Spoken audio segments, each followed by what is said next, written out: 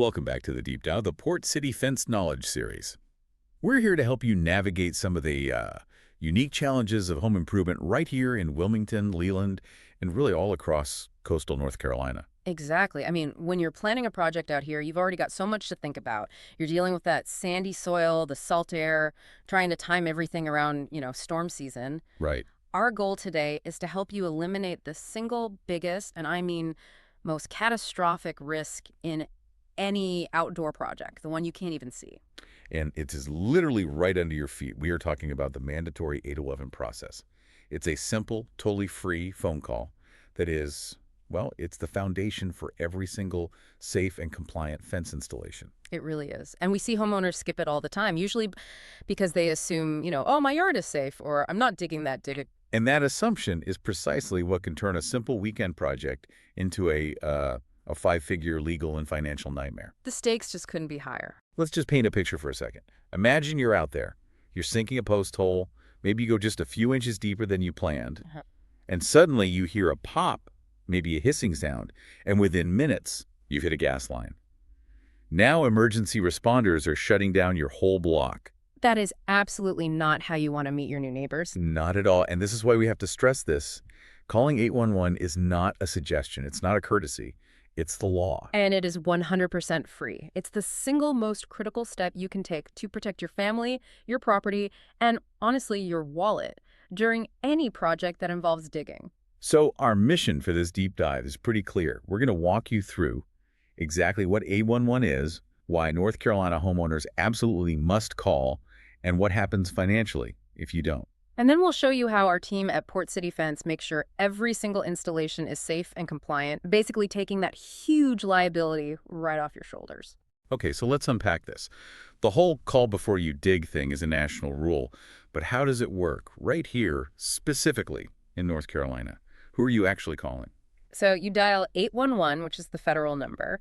Here in North Carolina, that call immediately routes you to NC 811. They're a local nonprofit notification center. Like a switchboard, sort of? Exactly like a switchboard. Huh. Their job is to take your information, your address, where you plan to dig, and then they alert all the relevant utility companies that are members. And what kinds of utilities are we talking about here? Because I think most people picture these giant water mains buried way, way down. And that's the crucial mistake. You have to remember, in our coastal communities, especially older ones, some of these lines can be just inches below the surface. Inches? What? Yeah, I mean, less than the length of a shovel head. The service identifies everything: high voltage electric lines, pressurized gas lines, water and sewer, and, the big one these days, communication lines. The fiber optic cables for internet and TV. All of it. Everything that connects your home to the world is potentially down there, and it is not all deep. That is unnerving. So, okay, let's talk about timing. Let's say I want my fence installed this weekend. I call 811 on a Thursday morning. Am I good to go for Saturday? Absolutely not. And that right there is probably the most common scheduling mistake we see. The law requires you to contact 811 at least 3 full working days before you plan to dig. 3 full days. And that period excludes the day you call, it excludes weekends, and it excludes holidays. So why that buffer? Why can't they just send someone out right away? It's purely logistical. Those 3 days give all the different utility companies the time they need to get the request, dispatch a locator, and actually get out to your property to put down the marks. If you jump the gun and dig on day 2, you're immediately breaching state law. Which means you're accepting all the risk. All of it. You automatically accept full financial liability if anything goes wrong. Okay, let's talk about that risk, because this is where skipping a free phone call can get, well, astronomical. Yeah. You mentioned safety, outages, the financial disaster. Right. And they all connect. First and foremost is safety. Hitting an energized electric line or a gas line, that can lead to severe injury, or worse, it's just not worth the rush. Of course. Second, hitting a major communication or water line causes widespread outages. You could knock out service to your entire neighborhood, including, hospitals or emergency services. But the one that really hits home for the individual is that financial liability. Because if I hit something after calling 811 and the marks were wrong, it's usually on the utility, right? Usually, yes. But if you skip that call, you own it all. The repair costs alone are just staggering. Think about that fiber optic cable. Damage to just one of those can easily hit $15,000 or more. 15,000. Or more, because it requires specialized technicians, an emergency response, and then you have to pay for the cost of the outage itself. It's an immediate bill you are 100% responsible for. And that's just the repairs. Then the state gets involved. Correct. North Carolina does not mess around.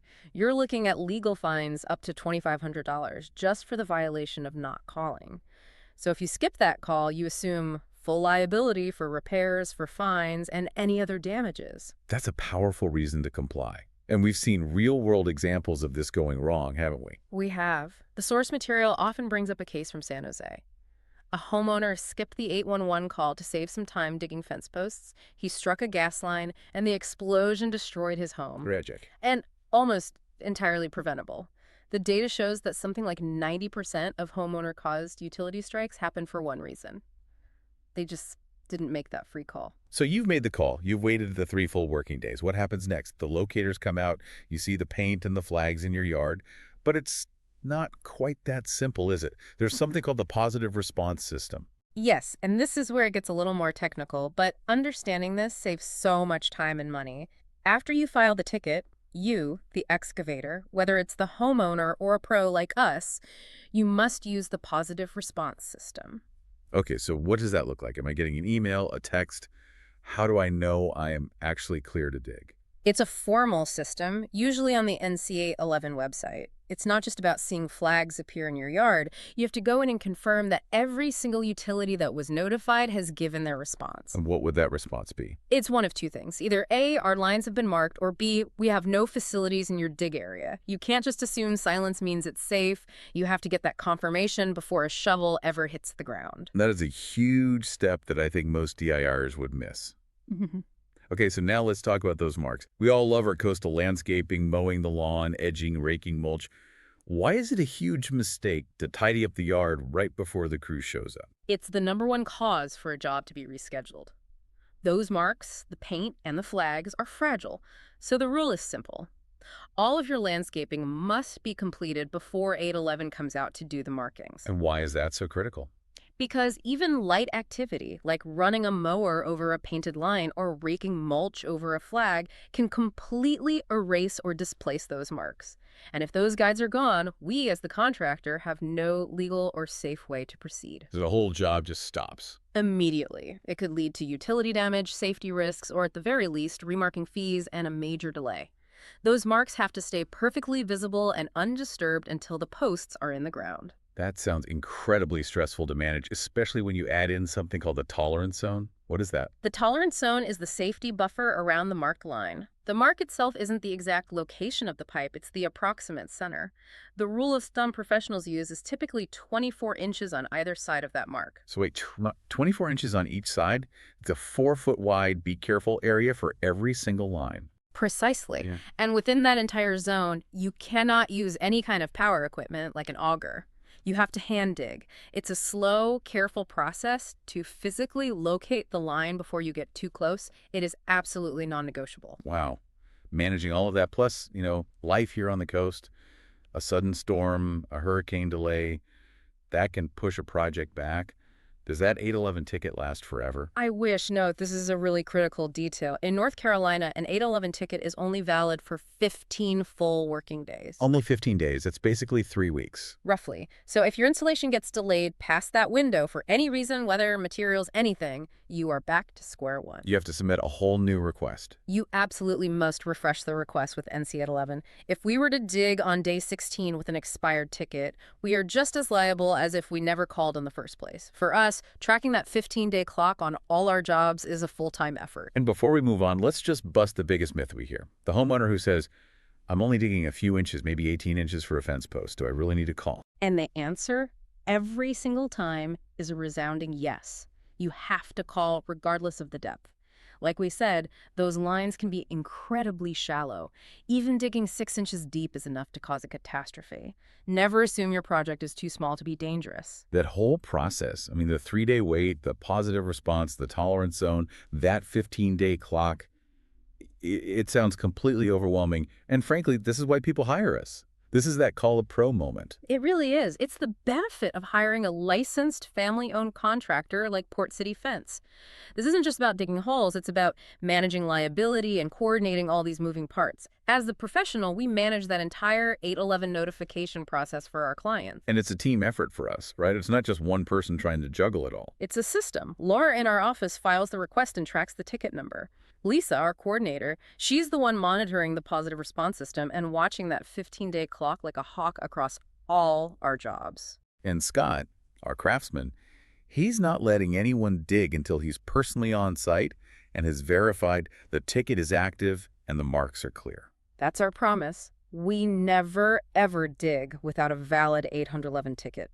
It's how we take that huge headache and, more importantly, that huge liability completely away from you. But even though we handle all that, we still see it as a partnership with the homeowner, don't we? Absolutely. The person doing the digging is ultimately responsible, so we believe in total transparency. We make sure our clients get the ticket number for their records, and we encourage them to visually check that the marks are there before we start. It's all about peace of mind. Our goal is to build you a beautiful, durable fence and give you absolute confidence that it was done the right way, from the ground up. Literally. Before we wrap up, we should do a final reality check for everyone listening here on the coast. Things change fast here. Regulations in a place like coastal North Carolina, especially with all the new development, can change faster than the tide. So while we work hard to keep this information up to date, you should always use this deep dive as your starting point. Then go check the official resources links on our website, portcityfenceofwilmington.com. We link directly to the town and NCA 11 statutes, so you always have the final verified word. Building a quality fence really does mean building on safe and compliant ground. It does. And that brings us to our final thought for you to consider today. Knowing the ground you're building on is safe isn't just about avoiding a fine. It's about a deeper peace of mind. It's the difference between a fence that adds value and a project that keeps you up at night. So don't let the paperwork, the deadlines, or the liability risk stop you. We handle all of that, so you don't have to. Ready to start your project the safe, professional way and hand off the compliance headache to the experts? Help is just a phone call away. Call us at 910-232-5453, email portcityfence@hotmail.com, or visit portcityfenceofwilmington.com to schedule your free estimate today. Thanks for diving deep with us.